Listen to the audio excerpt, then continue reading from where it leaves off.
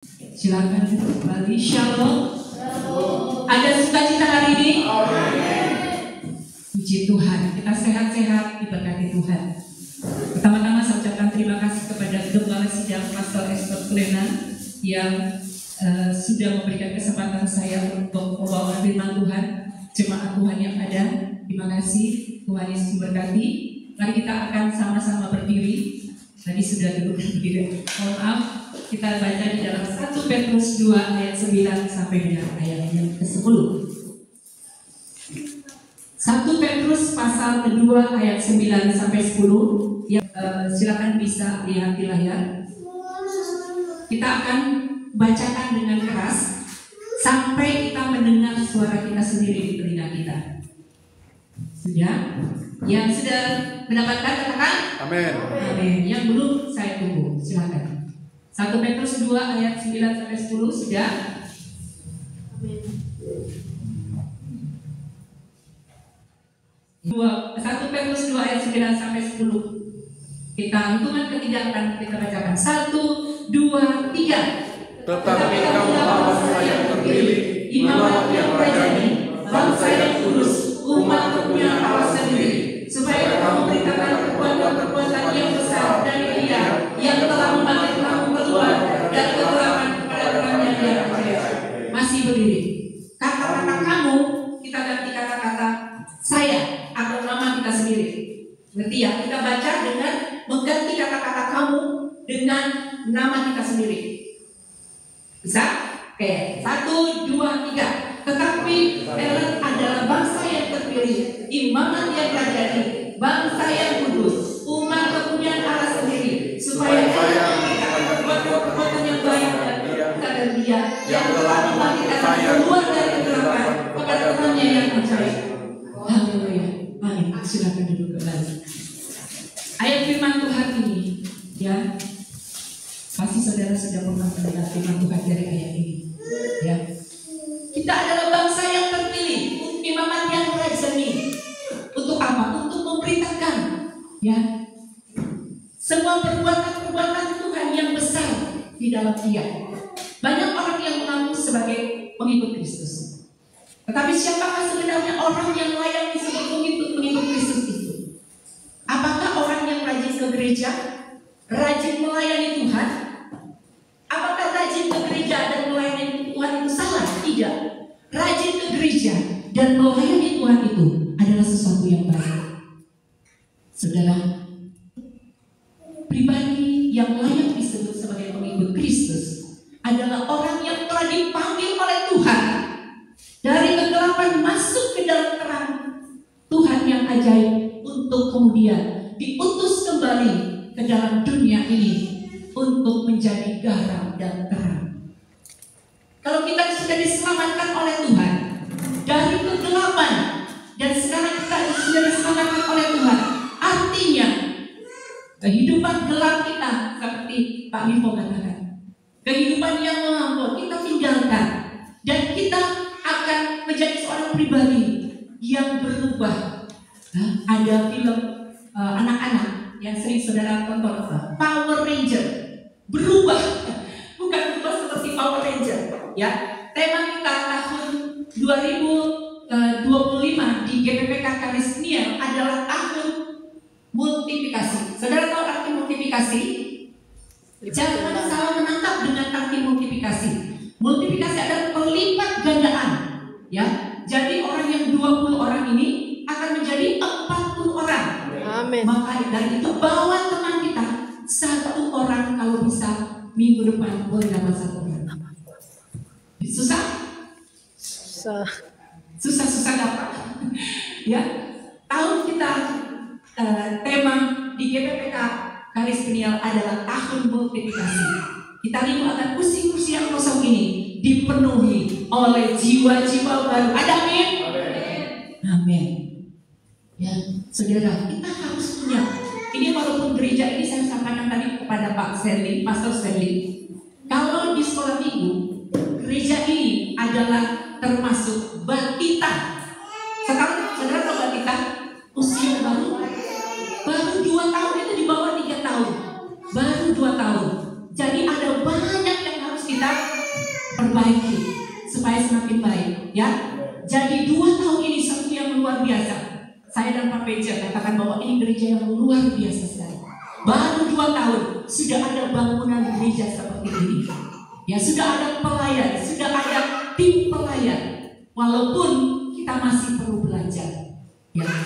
Karena kita berfokus kepada firman Tuhan, bahwa kehidupan kita yang sudah diubahkan. Judul firman Tuhan saat ini adalah cara hidup yang mengubahkan. Karena tema di bulan ini adalah transformasi, berubah menjadi lebih baik. Kita akan belajar bagaimana cara hidup yang bisa mengubahkan orang lain. Kalau kita sudah diubahkan, sudah diselamatkan oleh Tuhan, maka kita harus bisa menjadi berkat bagi orang lain, menjadi terang garam bagi orang lain. Itulah yang disebut gereja atau eklesia. Dengan demikian kehadiran orang percaya semestinya memberi dampak yang baik kepada orang lain. Sebab kita adalah anak-anak terang, sehingga keberadaan kita seharusnya menjadi berkat bagi sesama kita, menjadi inspirasi bagi orang. Dan yang jauh lebih indah adalah ketika kita berjumpa dengan orang, kita bisa mewartakan kabar baik kepada orang lain. Bukan memberitakan kabar-kabar buruk, tetapi ketika kita bertemu dengan orang yang di luar iman Kristen kita bisa memberikan, mewartakan kabar baik, kabar sukacita itu dari Tuhan. Ya. Sebab itu marilah kita belajar cara hidup seperti apakah yang patut kita tampilkan sehingga dapat mengubah orang lain. Karena cara hidup memiliki presentasi dan dampak paling besar dalam mempengaruhi kehidupan seorang. Betul ya? Jadi cara hidup kita mempengaruhi orang lain, bukan kata-kata kita. Kata-kata juga bagus, menginspirasi. Tetapi cara hidup kita akan mengubah orang lain. Itulah kerinduan saya sebagai hamba Tuhan. Saudara jemaat Tuhan, ketika saudara hadir, dimanapun saudara berada, bisa mengubah orang lain. Ya, yang mengubahkan itu memang Roh Kudus Tuhan Yesus yang mengubahkan. Tetapi setidaknya kita menjadi dampak, memberikan dampak untuk perubahan itu kepada orang lain. Cara hidup yang mampu mengubah orang lain adalah yang pertama, cara hidup yang telah diubahkan oleh Tuhan. Kita buka di dalam Kisah Para Rasul 9 ayat yang ke-1 sampai dengan ayat yang ke-19. Saudara pasti tahu ini peristiwa tentang apa? Tentang pertobatan siapa? Pertobatan Saulus. Ya. Di dalam Kisah Para Rasul 9 ayat 1 sampai dengan ayat yang ke-19, kita bisa melihat bahwa Saulus adalah seorang yang menganiaya umat Tuhan. Tetapi ketika dia berjumpa dengan Tuhan di Damsyik dan dia bertobat, lihatlah perubahan hidupnya yang luar biasa. Paulus diubahkan dari orang yang berdosa menjadi orang yang sudah diselamatkan, menjadi orang yang baru di dalam Tuhan. Bahkan dia menjadi rasul, bahkan dia memberitakan firman Tuhan dengan kuasa Tuhan. Cara hidup kita haruslah cara hidup yang telah diubahkan oleh Tuhan. Ada nasihat bijak yang mengatakan bahwa perubahan itu dimulai dari diri sendiri. Setuju? Perubahan dimulai dari mana? Sekali lagi, perubahan dimulai dari diri sendiri. Kalau kita mau mengubah orang lain, kita harus mengubah diri sendiri. Amin. Ada amin. Puji Tuhan ya. Kita punya konsep sekarang, ya. Kita pegang dulu itu, bahwa perubahan itu dimulai dari diri sendiri. Transformasi yang dibuatkan tema di bulan ini, bulan Januari. Transformasi adalah perubahan.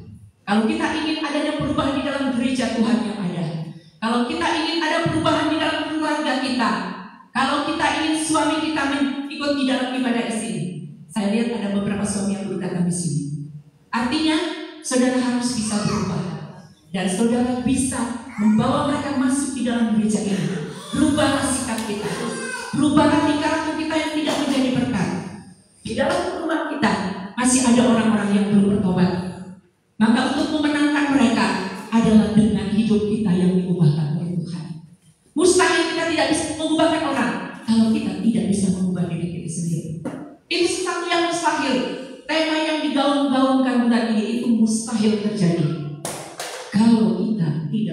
merubah diri kita sendiri. Amin. Ada amin? Ya, mari kita merubah. Nasihat memang benar. Selama kita tidak dapat mengubah orang lain, sebelum kita berubah sendiri, selamanya kita tidak bisa mengubah orang lain. Dan kita sudah paham lewat pengajaran firman Tuhan bahwa transformasi kita adalah karya Roh Kudus. Roh Kudus yang bisa mengubahkan hati kita. Tuhan yang mengubahkan hati kita. Perubahan diri adalah proses yang berjalan sehidup. Saudara, berubah itu tidak seperti Power Ranger, langsung berubah. Tetapi itu perlu perjalanan hidup dari hari ke hari, dari tiap detik, dari tiap waktu, dari tiap bulan, tahun, begitu seterusnya. Perubahan itu tidak instan. Perubahan itu harus kita lakukan dan kita upayakan. Rasul Paulus bisa menjadi sosok yang dipakai Tuhan untuk mengubah orang lain karena dia telah berubah dan diubahkan oleh Tuhan. Amin. Rasul Paulus dipakai dalam pelayanan Tuhan karena dia minta diubah oleh Tuhan, diubahkan oleh Tuhan terlebih dahulu, dan dia mampu mengubahkan orang lain. Dia menyampaikan firman Tuhan, banyak orang yang bertobat. Amin. Jadi yang pertama, cara hidup yang mampu mengubah orang lain adalah kita telah diubahkan oleh Tuhan. Kemudian yang kedua, cara hidup yang sadar akan tugas dan panggilannya. Yang kedua, setelah kita diubahkan oleh Tuhan, adalah kita memiliki cara hidup yang sadar akan tugas dan panggilan kita sebagai pelayan Tuhan. Saudara-saudara, kita buka di dalam Markus 1 ayat 38. Saudara bisa melihat di sini. Markus 1 ayat 38. Boleh seorang bisa bacakan? Markus 1 ayat 38. Kemudian yang lain bisa membuka di dalam 1 Korintus 9 ayat 16b. Yes, right. Markus 1 ayat 38. Jawab Tuhan, marilah kita pergi ke tempat lain, ke kota-kota dan memberitakan supaya di sana juga aku memberitakan Injil kepada bangsa-bangsa telah datang. Amin. 1 Korintus 9 ayat 16b. Silakan bisa membacakan salah seorang lagi. Pak Martin, Pastor Martin bisa baca 1 Korintus 9 ayat 16b.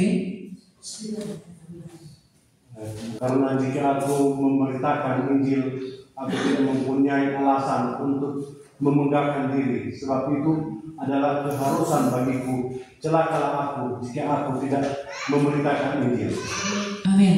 Ada dua kalimat penting yang dia lontarkan oleh Tuhan Yesus maupun Rasul Paulus. Kalimat pertama diungkapkan oleh Kristus, marilah kita pergi ke tempat lain supaya di mana aku juga memberitakan, di sana aku memberitakan Injil, karena untuk itu aku telah datang. Rasul Paulus kemudian dikatakan lagi, celakalah aku jika aku tidak memberitakan Injil. Itu di dalam 1 Korintus 9 ayat 16b. Paulus katakan seperti itu. Dari dua pernyataan ini kita dapat melihat bahwa Yesus maupun Paulus yang adalah orang yang sadar akan tugas panggilannya dalam dunia ini. Tugas dan panggilan kita adalah untuk memberitakan Injil. Amin. Tugas kita adalah memberitakan Injil, karena Injil firman Tuhan akan mengubahkan hati orang-orang yang kita layani. Saudara, saya bergerak di dalam pelayanan media. Pak Ripo adalah salah satu follower saya di TikTok yang sering masuk di program saya. Pak Ripo lihat bagaimana tantangan saya melayani di dalam pelayanan media. Tidak mudah, saudara. Pelayanan TikTok saya sudah umurnya setengah tahun, dan saya melihat bagaimana Tuhan mengubahkan banyak orang. Banyak orang yang telah disembuhkan, banyak orang yang telah dimenangkan. Ada satu orang yang bernama Ibu Rida, saya lupa nama panjangnya. Ibu ini katakan, saya seorang lesbian, saya seorang yang berdosa, hidup saya sudah jatuh hancur luar biasa. Tetapi sekarang saya lihat di TikToknya, dia sudah melayani Tuhan. Dia sudah menyerahkan hidupnya kepada Tuhan, dan dia katakan, Bu, saya mau melayani seperti ibu. Saya mau memberkati. Dia kesaksian bagaimana hidupnya sudah diubahkan. Saudara, dia akan membuka forum untuk semua orang-orang yang sama dengan dia. Dia akan kumpulkan di sosial media untuk bina bersama-sama. Karena dia punya kerinduan, kalau saya diubahkan, saya ini orang yang saya kenal diubahkan oleh Tuhan. Ya, kemarin saya live, saya lupa pagi atau malam Pak Eko ya, malam kalau nggak salah saya lupa. Ada seorang ibu yang dari seberang, yang pasti saudara tahu cara berpakaiannya seperti apa ya. Tapi dia menghujat saya. Hujatannya itu tidak sama dengan pakaiannya dia. Saya bilang, ibu, memang kadang-kadang saya tidak peduli kalau dihujat, saya langsung blokir. Tapi saya gerget aja. Kok bajunya tertutup tapi omongannya itu enggak, apa yang ditulis itu tidak sama dengan bajunya yang ditutup. Saya bilang, saya berasal dari agama ibu loh. Kemudian saya ditebus oleh Tuhan Yesus dan saya sudah menjadi hamba Tuhan. Pakai kata kalimat ibu dengan baik. Jangan menghujat orang. Ya, Pak Ibu ada di situ. Pak Ibu katakan, semangat bu, semangat bu. Ya, perlu disemangatin. Saya biasanya patah gitu loh. Kalau saya sudah dengar kalimat-kalimat yang menghujat saya langsung, sudah seperti Tuhan.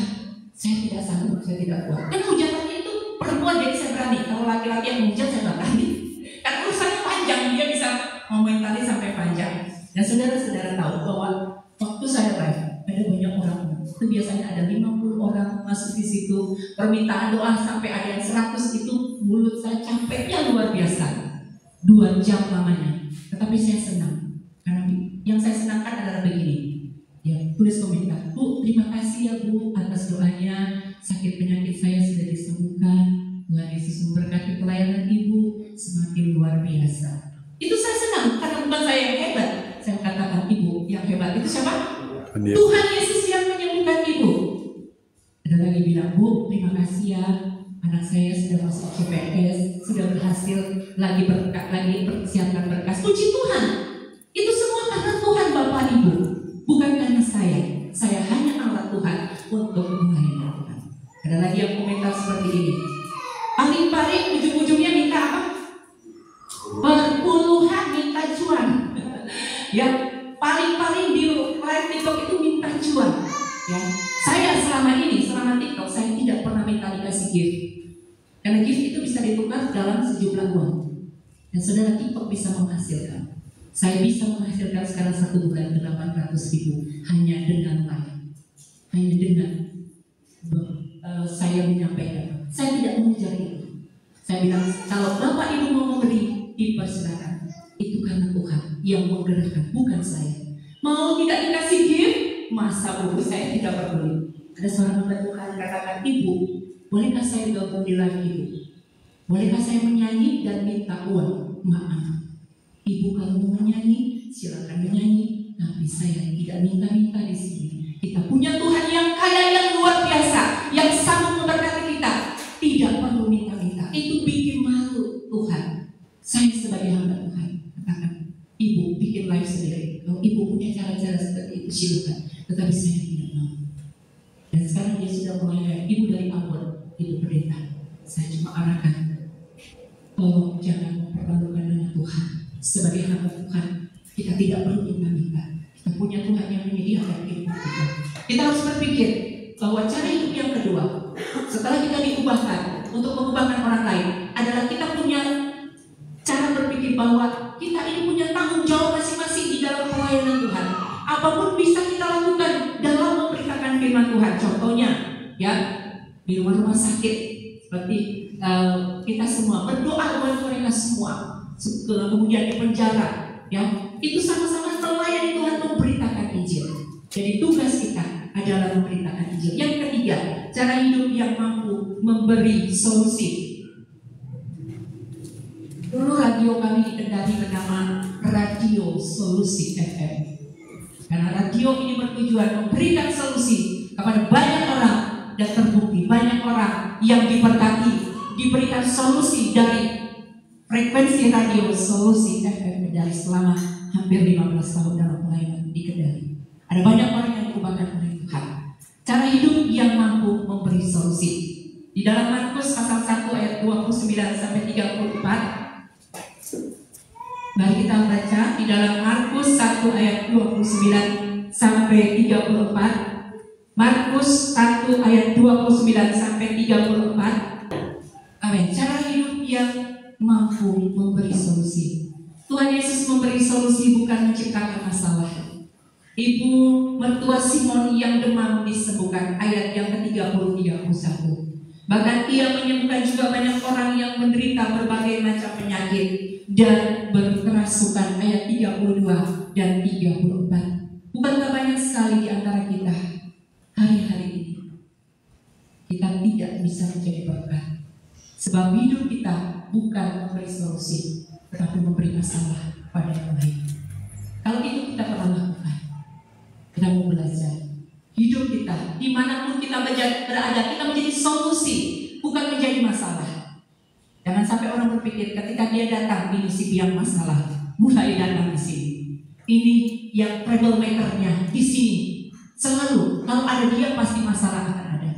Tetapi ketika kita dirubah oleh Tuhan Yesus, diubahkan oleh Tuhan Yesus, maka kita yang tadinya menjadi troublemaker, yang menjadi masalah dimanapun kita berada, boleh memberikan solusi, menjadikan jalan keluar bagi setiap pergumulan saudara.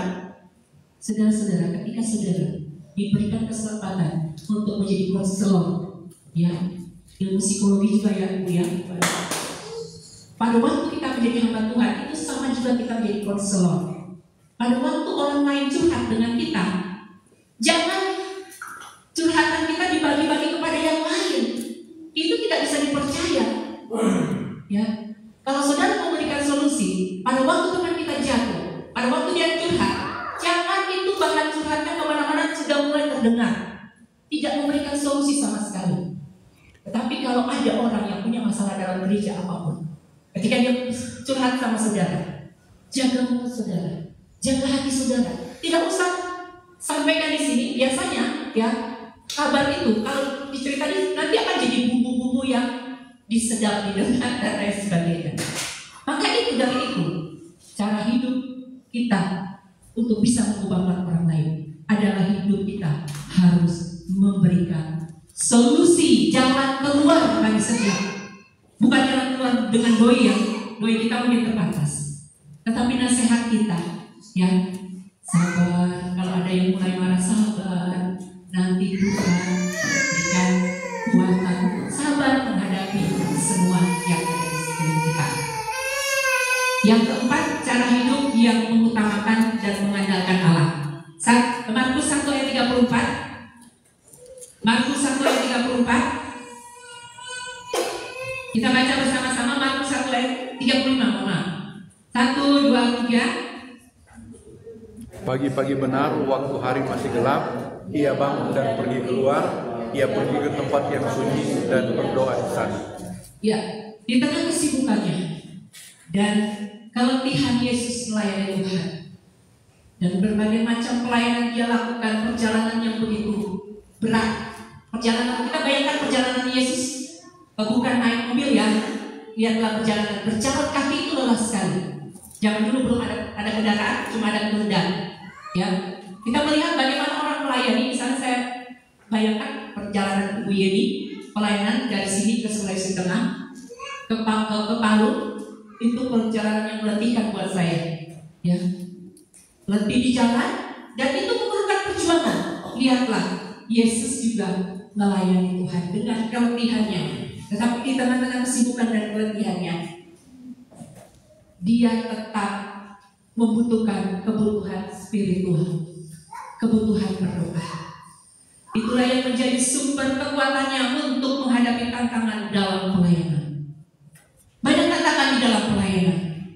Saya sudah mulai merasakan pelayanan media ini sangat banyak tantangan. Dan orang-orang, bahkan hamba-hamba Tuhan, juga menjadi pelayan, menjadi tantangan tersendiri. Karena di dalam pelayanan media itu ada hamba-hamba Tuhan yang tidak sepaham dengan tujuan saya melayani Tuhan. Ada banyak orang-orang yang di seberang sana yang beragama lain yang menghujat saya. Apakah saya marah? Apakah saya jengkel? Ada pada saat itu. Tetapi ketika sudah lewat, saya bilang, Tuhan, saya mengampuni mereka. Yang sudah menghujat, mengata-ngatai saya ampuni mereka. Ketika saya ada di saat-saat down dalam pelayanan seperti itu, Saya minta kekuatan itu bukan dari manusia, tetapi saya minta kekuatan dari Tuhan dengan berdoa dan katakan, Tuhan kuatkan saya dalam melayani apapun, kuatkan saya. Dan saudara-saudara yang memiliki tantangan dalam pelayanan, mari kita minta berdoa kepada Tuhan supaya Tuhan menguatkan kehidupan kita, supaya kita akan tetap dalam pelayanan Tuhan. Ada banyak orang yang mundur dalam pelayanan karena kecewa dengan hamba Tuhan, kecewa dengan sesama Tuhan, sesama umat Tuhan. Bahkan ada orang-orang yang kecewa sama Tuhan, dan mereka meninggalkan pelayanan karena mereka tidak mendapatkan apa yang mereka inginkan. Saudara, ketika kita ada dalam tantangan seperti itu, mari kita minta kekuatan spiritual kita yang berasal dari Tuhan. Hidup kita harus belajar mengutamakan dan mengandalkan kekuatan, bukan mengandalkan skill, kemampuan kita dalam melayani Tuhan. Mari kita mengandalkan Tuhan, dan biarlah hidup kita selalu mengutamakan Tuhan. Yang kelima, cara hidup yang rendah hati dan bijaksana. Markus 1 ayat 34 sampai 39 kita buka. Markus 1 tadi sudah saya dibacakan sebelumnya ya. Saya bacakan di dalam Markus 1 ayat 34. Di atas yang di ayat yang 35 tadi, ia menyembuhkan banyak orang yang menderita bermacam-macam penyakit dan mengusir banyak setan. Ia tidak memperbolehkan setan-setan itu berbicara, sebab mereka mengenal Dia. Selanjutnya 1 Korintus 9 ayat yang ke-16. Kembali dari ayat yang tadi ya. 1 Korintus, silakan bisa baca 1 Korintus 9 ayat 16. Ada yang bisa baca di layar? Jika aku memberitakan Injil, aku tidak mempunyai alasan untuk mengoblakkan diri, sebab itu adalah keharusan bagiku. Celakalah aku jika aku tidak memberitakan Injil. Yang 19, lanjut. 19 ya. Sungguh pun aku bebas terhadap semua orang. Aku menjadikan diriku hamba dari semua orang, supaya aku boleh memenangkan sebanyak mungkin orang. Bagian dalam. Amin. Amin. Puji Tuhan. Dari ayat-ayat yang kita baca tadi, Yesus menghindari popularitas, padahal banyak orang yang cari dan ingin menjadikannya raja. Kristus malah pergi ke tempat yang sunyi untuk berdoa dan pergi ke daerah-daerah lain untuk memberitakan Injil. Demikian pula Rasul Paulus yang mengabaikan semua haknya demi Injil dan rela menjadi apa saja demi memenangkan jiwa kepada Kristus. Itulah bukti dan teladan betapa kerendahan hati dan sikap yang bijak diperlukan oleh sosok yang ingin dipakai Tuhan untuk mentransformasi orang lain. Mari kita bijak dalam menjalani kehidupan ini. Rendah hati kalau kita sudah dipakai Tuhan dalam melayani Tuhan. Jangan menjadikan kita sombong, tinggi hati. Mari kita rendah hati bahwa semua yang Tuhan berikan di dalam pelayanan, kemampuan yang Tuhan berikan di dalam pelayanan, itu atas anugerah Tuhan. Kalau kita katakan bahwa pelayanan yang kita lakukan adalah anugerah Tuhan, bukan karena kemampuan kita. Jika kita dipakai Tuhan, jika kita dipilih dari sekian banyak orang, maka itu adalah anugerah Tuhan yang luar biasa. Mari miliki kerendahan hati. Jangan ada kesombongan kita. Kita bukan hebat karena kita, tetapi karena Tuhan yang memberi talenta, karunia kepada kita masing-masing, sesuai dengan fungsi masing-masing di dalam gereja Tuhan. Selain hidup dengan rendah hati, kita harus bijaksana di dalam menjalani kehidupan ini. Ya, Tuhan mengeluhkan popularitasnya luar biasa daripada orang-orang artis-artis sekarang yang popularitas Yesus itu luar biasa, lebih dari artis-artis yang ada. Tetapi dia tidak memakai popularitasnya dan kehebatannya. Popularitasnya tidak dipakai untuk kepentingan diri sendiri. Ya, tetapi mari kita belajar cara hidup yang rendah hati dan bijaksana. Yang terakhir, cara hidup yang penuh kasih. Di dalam 1 Korintus 9 ayat yang ke-19 sampai 23. Cara hidup yang mengubahkan adalah cara hidup yang penuh kasih. Ada yang bisa bacakan di dalam 1 Korintus 9 ayat 19-23. Sekarang bapak-bapak boleh, mohon Bapak Ripo boleh baca. 1 Korintus 9 ayat 19 23. Sungguh aku bebas terhadap semua orang. Aku menjadikan diri hamba dari semua orang, supaya aku boleh memenangkan sebanyak mungkin orang. Demikianlah bagi orang Yahudi, aku menjadi seperti orang Yahudi, supaya aku memenangkan orang-orang Yahudi.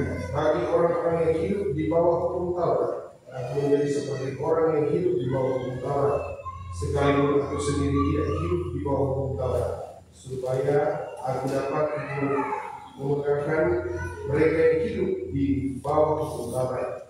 Bagi orang-orang yang tidak hidup di bawah hukum Taurat, aku menjadi seperti orang yang tidak hidup di bawah hukum Taurat, sekalipun aku tidak hidup di luar hukum Allah, karena aku hidup di bawah hukum Kristus, supaya aku dapat memenangkan mereka yang tidak hidup di bawah hukum Taurat.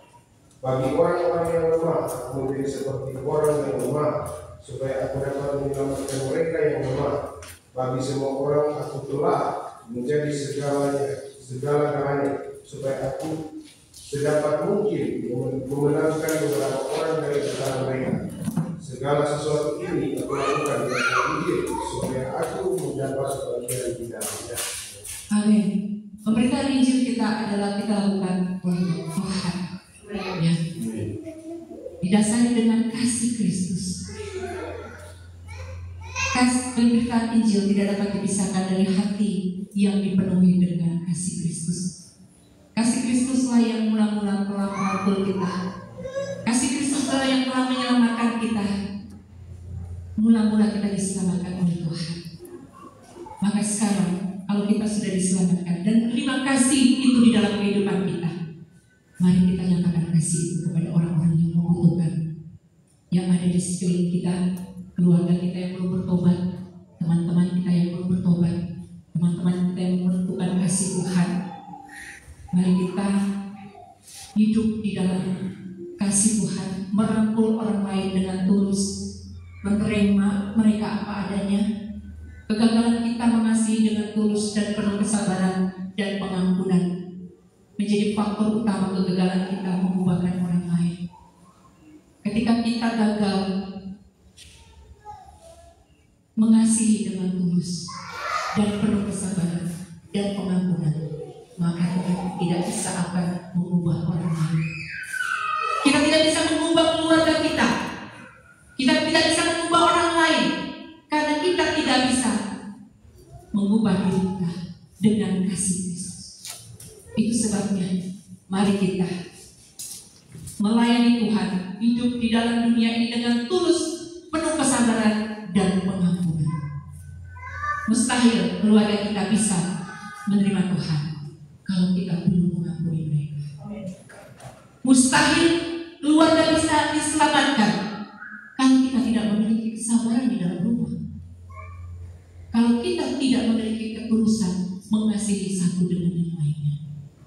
Saudara, ada tahun berapa sudah muncul pemahaman tentang gaya hidup life kita, yang kehidupan kita menjadi salah satu bentuk penginjilan.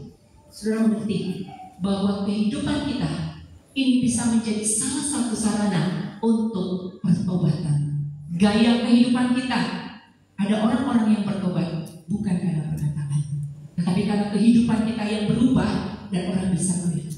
Apakah mama saya menjadi seorang Kristen karena perkataan kita waktu kecil, karena kami anak-anak sekolah minggu? Apakah kami bisa membenarkan orang dewasa? Tidak bisa. Tetapi hidup kami yang bisa membawa mama saya untuk percaya kepada Tuhan Yesus. Karena Tuhan menangkap kami terlebih dahulu, dan Tuhan kemudian menangkap orang tua kami.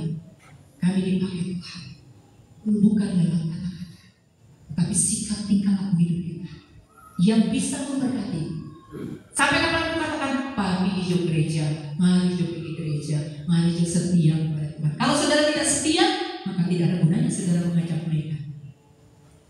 Dan saya berharap agar saudara semua yang ada di sini di dalam pelayanan GPPK Garis Setia, mari kita bisa menjaga kehidupan kita satu dengan yang lain. Kalau ada orang-orang baru, biarkan mereka untuk tetap betah di sini, untuk tetap kembali ke sini. Ya, pertahankan. Kalau bisa punya WA group atau punya WA pribadi, saudara diberikan Tuhan. Oh, sepertinya Tuhan menyuruh saya menghubungi orang. Karena kalau kita sering berdoa kita tahu ya. Saya sekarang begini, saya sekarang mau belajar peka. Saudara saya sudah mulai, oh kalau Tuhan bilang, doain ini, tapi telepon dulu, WA dulu. Saya sering, apa kabar Bu?